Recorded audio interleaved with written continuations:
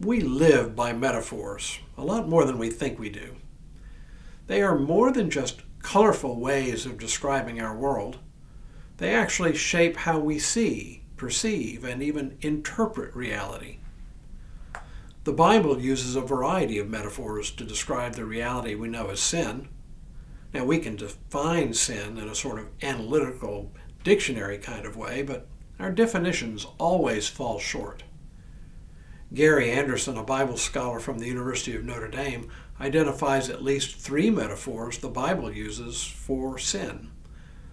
The last couple of days we've explored the metaphor of sin as a burden, a physical weight that weighs us down, and how that burden can be lifted and borne by others.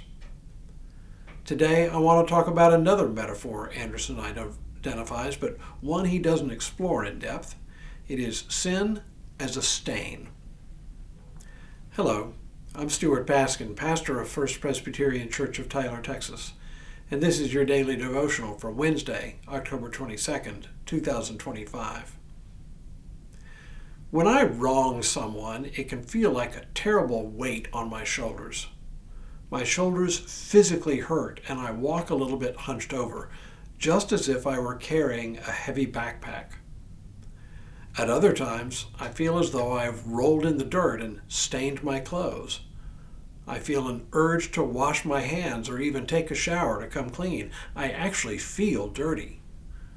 As it turns out, the metaphor of sin as a stain is nothing new.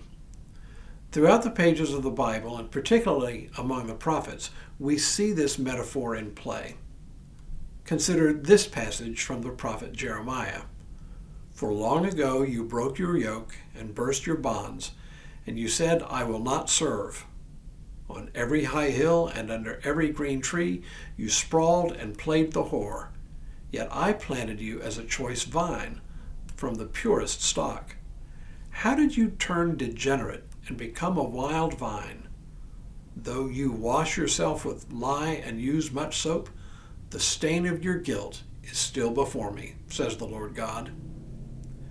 In this case, the sin of the people of Israel was their consistent turning to other gods besides or in addition to the Lord.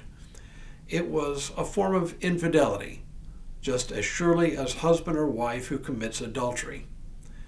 The metaphor of sin as stain seems to be frequently used to describe Israel's infidelity to God. It sure seems like an apt metaphor for this particular sin, doesn't it? But it is not only the prophets in the Old Testament that use the metaphor. The letter of James in the New Testament uses it also.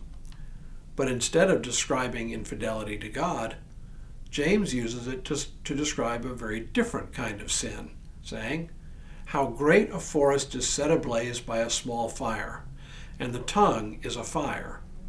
The tongue is placed among our members as a world of iniquity. It stains the whole body. What he means is that the way we speak unkind words to or about others, and when we speak unkind words, it has the ability to destroy reputations and relationships.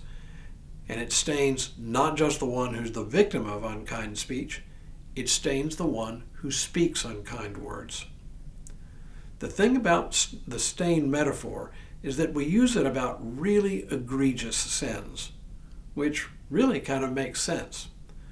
When it comes to clothes, stains are among those especially difficult things to remove, not like regular dirt and grime, which come out easily. So, for example, we talk about slavery as a stain on the history of America.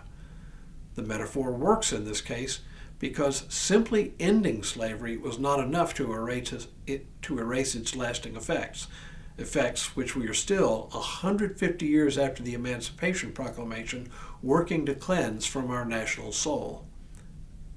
Is it possible to wash away sins so serious that we call them stains? It is, but it's not necessarily easy. But it is possible nevertheless. And that's what we'll talk about tomorrow, removing the stain of sin. But for now, may God continue to bless you and keep you in all that you do this day and in all the days ahead.